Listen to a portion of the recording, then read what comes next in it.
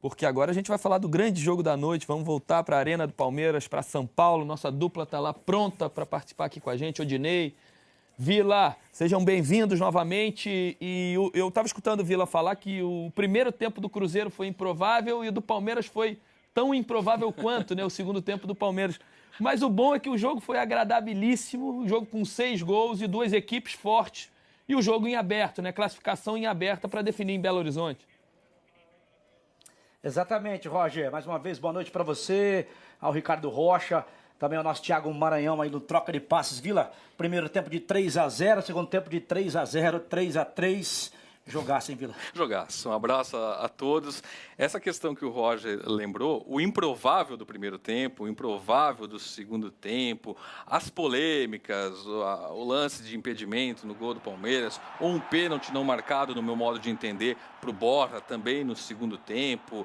Enfim, a tensão, a emoção, os gols, tudo isso compõe essa grande partida que foi Palmeiras e Cruzeiro, Odinei, desde o primeiro tempo. 7 títulos em campo, 4 do Cruzeiro, 3 do Palmeiras e 2 vezes decidiram a competição.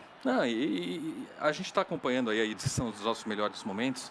A gente viu o Guerra fazendo uma boa jogada e dali para frente o Cruzeiro dominou completamente. Não é que dominou porque fez 3 ataques e conseguiu 3 gols, 100% de aproveitamento.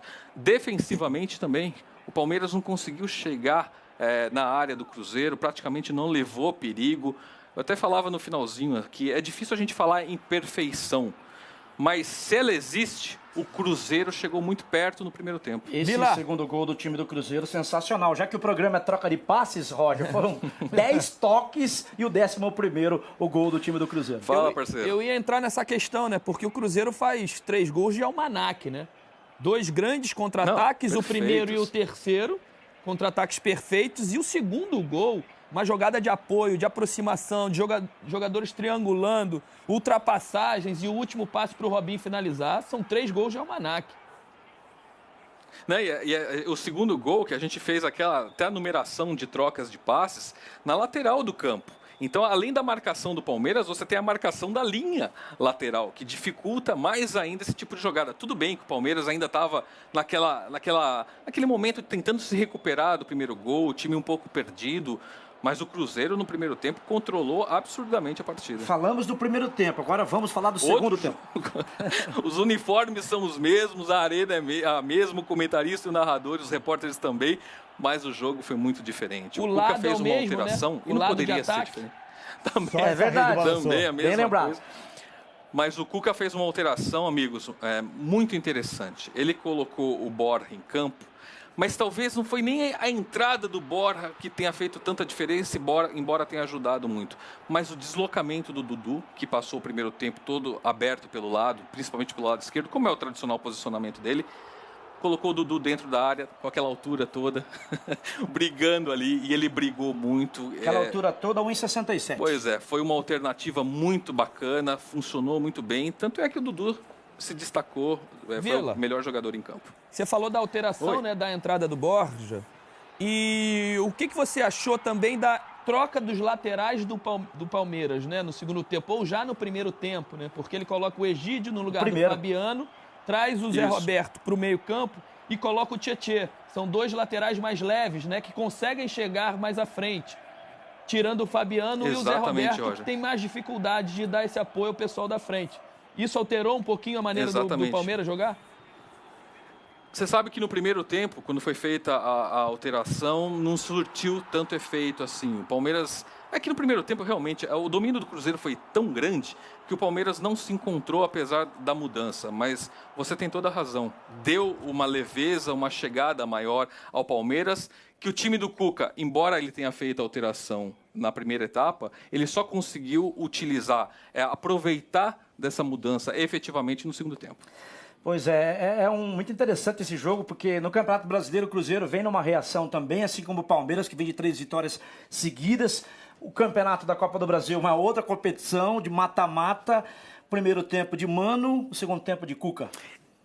Mas não dá pra gente resumir só nos treinadores um jogo como esse. E a cronologia dos gols, né, faz com que o palmeirense deixe o aplaudindo, como a gente viu aqui. 32 mil torcedores. 32 mil torcedores. O cruzeirense fica um pouco mais chateado, mas, na verdade, a vantagem do Cruzeiro é bem interessante. O Cruzeiro joga em casa praticamente pelo empate. Se a gente considerar que um outro 3-3 é improvável, o 0-0, o 1-1, o 2-2, a gente não vai duvidar porque é futebol.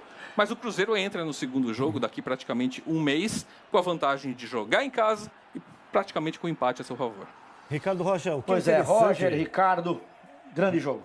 O que é interessante é que não são só as alterações de peça, de elenco do Palmeiras, né? O Cuca mostra que tem um repertório muito grande, usando as mesmas peças dentro de campo.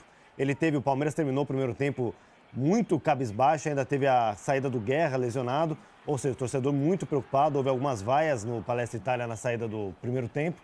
E aí o Cuca mexendo no posicionamento do time mostra o repertório dele e desse time. Muito. Ele tem domínio sobre o seu elenco. Normalmente o Cuca, ele é assim. Ele conhece seu elenco, conhece seus jogadores, né? E ele viu que no primeiro tempo foi completamente, concordo. Se você vê os gols de alto nível. Gol de bola em pé. Esse segundo gol do Cruzeiro que a gente tá falando é de toques rápidos, velocidade. Só no e outra coisa, pitch, pra pitch frente. E pra frente, em busca do gol. Não é aquela jogadinha que tu vai de lado, faz um cruzamento. Então foi um belo jogo, né? Eu acho um resultado merecido. Tudo que fez o Cruzeiro no primeiro tempo e o que fez o Palmeiras, e tanto o Cuca como também o... Essa base do Cuca, desse time do Cuca, né? Alguns jogadores foram contratados, mas a maioria jogou com o Cuca ano passado. Mas tem um Ele detalhe bem, que a gente né? não pode ignorar, embora seja detalhe mesmo, que é muito pequeno. O terceiro gol do Palmeiras, quando a bola é lançada, o Thiago Santos está um tiquinho à frente, posição irregular. A gente tem a imagem, né? Porque durante a transmissão a gente mostrou essa falta quando é cobrado. O Thiago Santos está um pouquinho, é sempre muito discutido, né? E como a bola parada fica mais fácil pro auxiliar, né, Thiago? Roger, se fosse nesse duelo de treinadores, como o Odinei e o Villaron mencionaram ali, algum dos dois levou vantagem ou os dois teve um tempo para cada um? Teve um tempo para cada um. É lógico. 3-3. 3-3?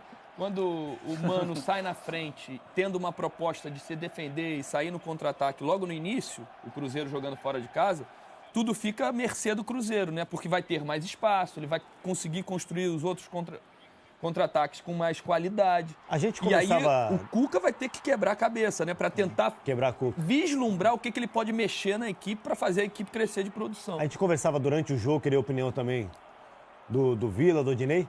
A gente falou, por que o Cruzeiro recuou tanto? Aí vocês, não é que o Cruzeiro recuou, o Palmeiras cresceu muito, o Palmeiras começou a amassar. Tem como um time que é amassado, como a gente diz, reagir, buscar um contra-ataque, não ficar tão acuado nesse momento? Tudo interfere, né? A volta do Palmeiras do intervalo, a maneira como o Cuca mexe, o Cruzeiro até entender como está funcionando um novo Palmeiras é mais difícil. A atmosfera do estádio, porque os gols saíram um atrás do outro no início da partida, então você fica acuado. O Palmeiras acuou o Cruzeiro. Eu não consigo falar, o Mano recuou o time do Cruzeiro. O Vila enxergou dessa maneira. E eu queria que o Vila também falasse sobre as alterações do Cruzeiro, se surtiram efeitos negativos, né? Porque ele tira o Romero, que estava muito bem no jogo, e colocou o Hudson. Depois coloca o Ábila no lugar do Robinho. E tem um detalhe interessante, né, Roger, Vila? O gol do Palmeiras, né? 6 minutos do segundo tempo, né? Conseguiu a reação muito cedo. É que assim, é difícil a gente analisar o futebol só com a questão pragmática, né? O preto no branco, como vocês lembraram. Tem toda uma atmosfera de estádio, tem o fato do gol ter saído rápido. Você, ao mesmo tempo que você aumenta a confiança da torcida, do Palmeiras, você começa a criar um pouco de receio ao Cruzeiro, que já fica com aquele pé atrás. E aí, será que eu saio? Será que eu não saio? Enfim, em relação às mudanças do Cruzeiro, Roger, até por o Cruzeiro ter ficado com a sua confiança abalada, eu acho que a proposta era interessante. A entrada do Hudson, do Ábila, você reforçar essa saída de bola, manter a velocidade, já que o Palmeiras se expunha demais. Mas como a confiança estava lá embaixo, a atmosfera estava a pressão muito grande, o Cruzeiro não conseguiu. Vamos fazer o seguinte, Roger, o Thiago e também o Ricardo Rocha, saem Odinei e Villaron e entra o técnico Cuca, o técnico do Palmeiras. Um abraço, galera. Valeu. Até a próxima. Diagonal, um toque bem feito.